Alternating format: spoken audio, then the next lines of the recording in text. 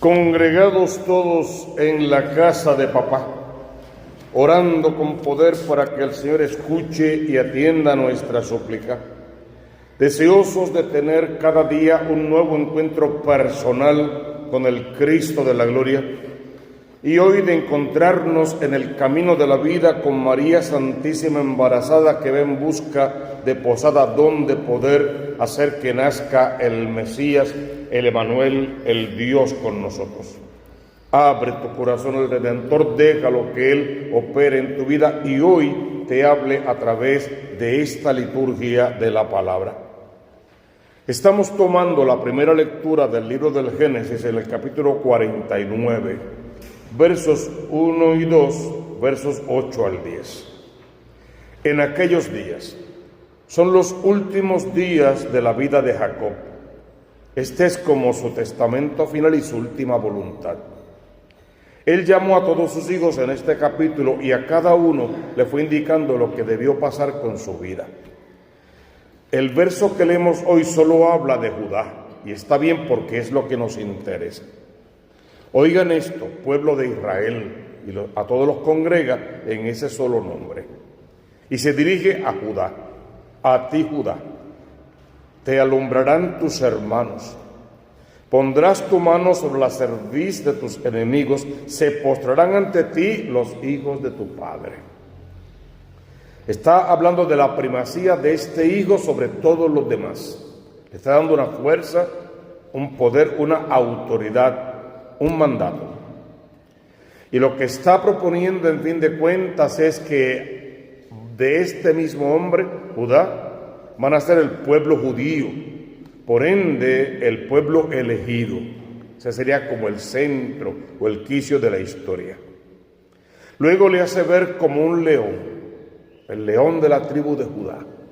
Y la idea de ese texto es solamente dejarnos ver la humanidad de Cristo, quien también va a ser visto como el Cordero de Dios. Y ahí veríamos toda su divinidad.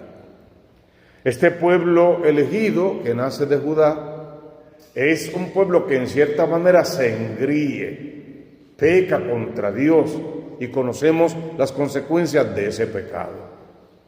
Y es como para decirnos que hoy ese mismo pueblo elegido sería la iglesia verdadera, la iglesia católica, la que Cristo fundó sobre la cabeza de Pedro. Y la idea es que hagan la reflexión de que no podemos cometer aquellos mismos errores de aquel pueblo que pecó contra su Dios, que fue soberbio y engreído, que no llegó a amar a la altura de lo que Dios pide que se amaran los unos a los otros y que descartó, rechazó, maltrató a otros pueblos y aún a figuras de su propio pueblo al punto de rechazar y descartar al Mesías prometido. Que no cometamos esos mismos errores, que nos corrijamos y hoy con la gran bendición de que todos podemos y debemos de correr al sacramento de la confesión antes del día 24, amanecer día 25. Para que podamos entonces entonar con el salmista, que en sus días florezca la justicia, que la paz abunde eternamente. Ve un segundo a tu casa. Mira cómo se conduce tu familia, la núcleo y la extendida, y pregúntate si en ese hogar florece la justicia y si en ese hogar abunda la paz. Y si no hay ni justicia ni paz, o si lo hay a medias, debes entender que a quien le toca establecer esa justicia y esa paz es a ti. Quien se levantó temprano esta mañana para esta misa de aguinaldo fuiste tú. El sacrificado eres tú, el que cree eres tú, el que se va a confesar o ya se confesó eres tú, el que comulga eres tú, pues a ti te toca ser de profeta, de sacerdote, de rey y un poco, exagerando, de Mesías en tu casa para que atraigas esas almas al cielo. Dios mío, confía tu juicio al Rey, tu justicia al Hijo de Reyes, para que rija tu pueblo con justicia, a tus humildes con rectitud. Y todo el verso que sigue tiene que ver contigo, con la obra que a ti como católico práctico te toca realizar en tu casa para que toda tu familia se salve.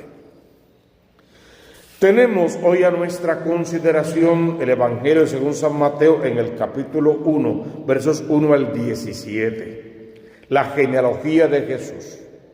Mateo parece empezar de hijos a padres, Lucas lo dice de padres a hijos, pero en fin de cuentas es la misma historia. Y de esta historia, ¿qué es lo que nos importa? Primero, que quede fijada la naturaleza humana de Jesús que desciende de esta genealogía por José. Me hubiese gustado también que fuera por María Santísima, pero esta es la de José y está bien. Es una naturaleza humana indiscutible, histórica, que puede ser probada y que de todas formas y maneras lo que me importa es encontrarme en mi vida con el Jesús de la historia para que me sea revelado el Jesús Dios que viene a salvarme y que por mí dará su vida. De ahí puedes comenzar más o menos la idea. ¿Qué es lo que sucede aquí? Habla de 14 y 14 generaciones, 3 grupos. Si es 3 es un superlativo. Saben que en su idioma no existía el ísimo, buenísimo, grandísimo. ¿Cómo decían santísimo? Santo, santo, santo. Ese es el santísimo, porque no tenían superlativo. Se habla de 3 generaciones, de 3 grupos de generaciones, habla de lo máximo, lo más grande, lo más posible, que las va a incluir todas, aún las que no están aquí. ¿Por qué digo las que no están aquí? Porque fíjate, en las primeras 14 pasaron casi 10 siglos. No van a ser solo 14 generaciones, ahí habría muchas más, no están aquí. En las próximas pasaron 3 y medio, 4 siglos y en la última 6. Por lo tanto, no incluye todas las generaciones posibles. Eso no importa. Lo que importa es que podamos llegar del uno al otro y encontrarnos con el Cristo de la gloria. ¿Cómo comienza el texto?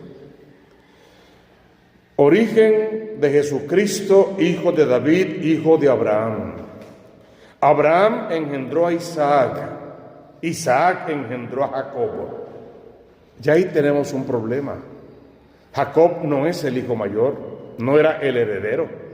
Jacob se robó la herencia y la primogenitura y todo lo que quieras. Es un tramposo en fin de cuentas. Y su mamá era una alcahueta porque ella fue la que lo instó a que hiciera y lo ayudó. Entonces ya ahí vemos una situación difícil, que de verdad la genealogía de mi Mesías comienza con un hombre como Jacob que hizo tantas trampas en su vida. Y es importante eso. Los nombres que siguen en su mayoría son desconocidos. Y a los demás, si le rascamos un poquito la cáscara, en casi todos vamos a encontrar ciertas cositas que mejor ni las mencionamos. Luego va pasando de la gracia al pecado, del pecado a la gracia por generaciones. ¿Qué es lo importante? Que a pesar de esos cambios, Dios sigue firme. Dios está fiel en su promesa. Dios no los abandona, los reprende, los castiga si quieres y te gusta la palabra, los pone en su lugar, pero los sigue amando, los sigue protegiendo y cuidando y velando por su pueblo. Y lo hermoso es que el pueblo, a pesar de su pecado, siempre vuelve a Dios. Y si no vuelven todos, un resto importante siempre vuelve a Dios. Y no se rompe nunca la cadena de amor y de fidelidad entre Dios y los hombres. Eso hablando de los hombres que componen esa genealogía. Pero fíjate qué interesante. Hay una mujer ahí que se llama Tamar, que era una viuda, ¿se acuerdan? Tamar engañó a su suegro para poderse casar con él y darle continuidad a su vida y a otras historias bíblicas. Rahab, ¿se acuerdan de Rahab? Esta era una prostituta. Fue la que ayudó a los espías cuando entraron al pueblo pagano, pero era una prostituta en fin de cuentas.